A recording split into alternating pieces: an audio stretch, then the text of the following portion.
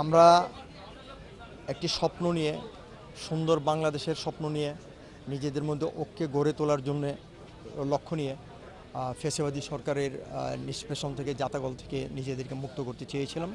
সেটাতে সফল হয়েছে। আজকে 1 বছর পূর্তি, আলহামদুলিল্লাহ।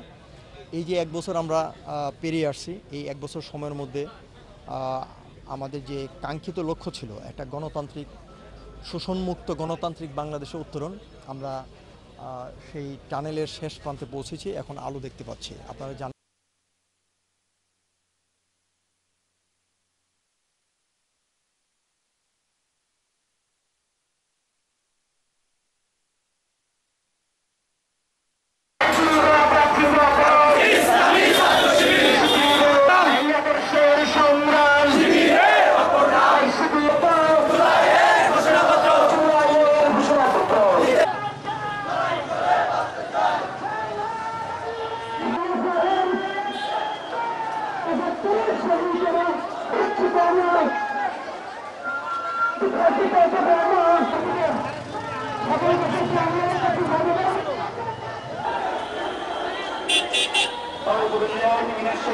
আমরা কি দেখলাম?